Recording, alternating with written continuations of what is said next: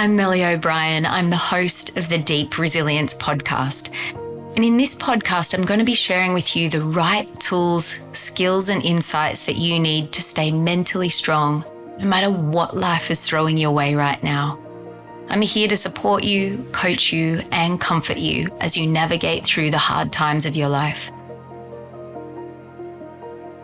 I want to start this podcast episode by telling you a little secret because I'm feeling a little bit naughty today because here's the thing, and I'm just going to pre-frame the thing by telling you that I make these podcast episodes usually a couple of weeks in advance, and this one is no different.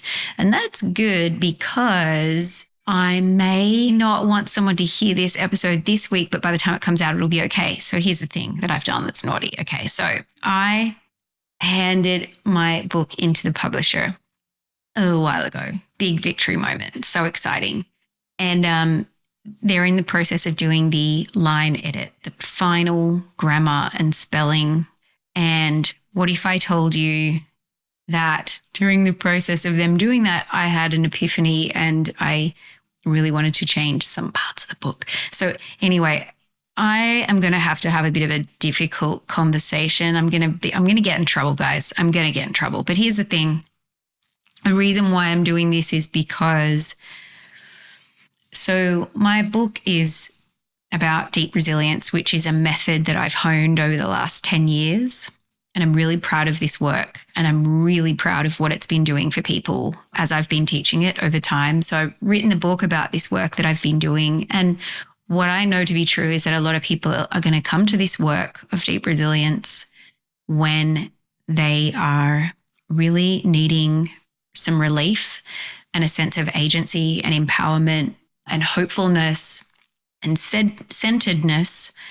They're going to want that as quickly as possible. I know this to be true because I'm seeing who comes to the work, and I'm also knowing why I developed this work in the first place in a time of my life that was really difficult. So I wanted to put a part in the front of the book that gives people very quick wins, very quick sense of relief, and a kind of foundation, a strong foundation with which they can center themselves and then go on with the rest of the deep resilience journey in the rest of the book. So anyway, I'm going to get in trouble, but I'm also going to really be authentic in this process. And this leads me into today's episode, which is about how to unbottle and express your feelings, in a really constructive way. And this is actually something that I've been asked a lot in retreats over the years. So I wanted to offer you a framework, a way to open up and talk about your feelings, because it can be hard, especially when the feelings are big feelings or it's a difficult conversation. But really, sharing your feelings in a really skillful way is important, because not only is it important for your relationships with others, but it's important for your own mental health and your quality of life and your overall well-being. So it can be really helpful to have a framework to lean on if you have trouble expressing your feelings. So I'm going to offer you a really, really simple one today, a really simple 3-step process: identify, respond, describe. Identify. Okay, this is the first step, and it's about cultivating self-awareness. So if you want to unbottle and express your feelings, the first thing is to just take some time to reflect on your emotions and identify the specific emotion that you're feeling, and also, as best you can, why you're feeling that way. Your own clarity is going to lay the groundwork for effective expression of your feelings. And if you find this a bit tricky, journaling can be really helpful, or if you get really stuck, you could talk to a therapist or a friend to help you gain some clarity. Okay, so identify. What are you feeling? Why are you feeling that way?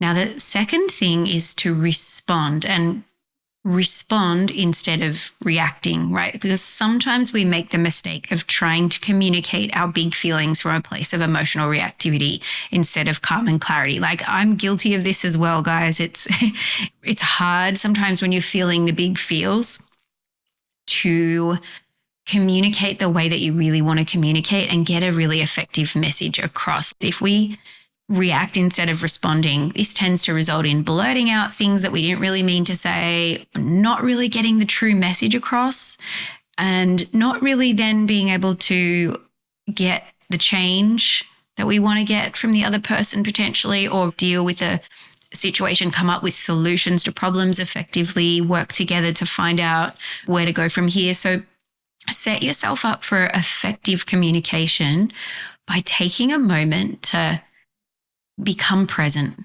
It could be helpful to take a mindful breath before you start to speak or type, or, however your medium of communication is.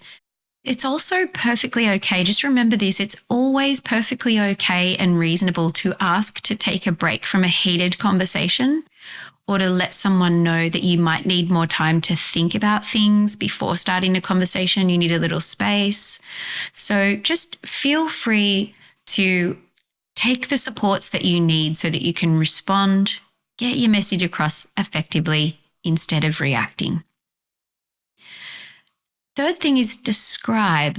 So for describe, so this is when you're actually saying what you want to say to the other person. The first thing is to use I statements to express your feelings and needs, because this decreases defensiveness in both yourself and the other. There's a really simple formula for an I statement that goes something like this. I'm feeling X, well, that might be angry, sad, happy. Okay, I'm feeling X because, and then you describe the reason. Okay, it might sound like this. I'm feeling really frustrated because you didn't take the garbage out like you said you would. Okay, I'm feeling sad because we had a dinner date at 7:00 and then you called me and said you couldn't make it. So I'm feeling because X. Then if you want to, you can add a request on the end. Right. Would you take the garbage out this week, please? Like you said you would. Would you be sure to turn up next time to our dinner when you said you would, because it means a lot to me? And then you wait for them to respond to your request. Now, the other thing is, so much of our communication is not actually in the words, but the way we speak them. So of course it goes without saying that also speaking to the other person in a polite and respectful and caring and non-defensive way is going to go a long way to diffusing potential arguments, as well as promoting understanding, good problem solving, win-win solutions. And, the final thing to just say on being able to unbottle your feelings and communicate effectively is that you also want to be a good listener, right? So when you finished speaking, make space to listen attentively to the other person. Let them speak without interrupting and with a true intent to understand them, not to get your way, not for you to only be heard, not to be right, a true intention to understand them. People can feel when you put your defenses down and you're really meeting them with an intention to understand and to communicate effectively, right? So good communication isn't just about expressing your feelings. It's also about listening to and trying to really understand the other person's feelings too. When it comes to unbottling your feelings, I really encourage you to practice. Just give these skills a try. At least once this week. It doesn't have to be with something really huge. You could just try with little issues. Yeah, like the partner who didn't take the garbage out, the dishes that are still in the sink, the coworker who talks over the top of you all the time, or the acquaintance who makes inappropriate comments about others that you really didn't like. Try to just get more comfortable with expressing your feelings in a healthy and clear and compassionate way. And before you know it, it'll be like second nature.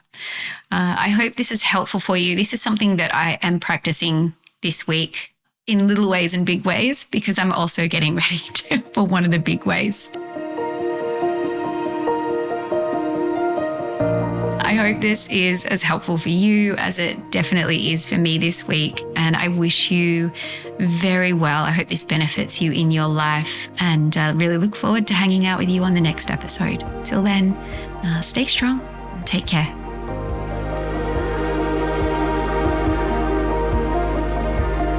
If you know someone who you think might benefit from listening to this episode, share it with them. Sharing it could really help them to feel better and improve the quality of their life. And if you found this episode helpful, remember to subscribe to this podcast so that you can receive more tips on growing your inner strength and keep practicing along with us every week. And if you'd like some more support in becoming mentally, emotionally, and spiritually stronger, come check out the offerings I have to support you on my website at mellyobrien.com. As well as coaching and course options, I also have a bunch of free resources for you, including a free Deep Resilience Care Package, which you can begin to use right away to get some immediate relief from stress and suffering, improve your resilience and mental well-being, and help you navigate whatever you're going through with more wisdom, skill, and confidence. You can find the links for all of that in the show notes. Thanks again for tuning in. Take care and stay strong.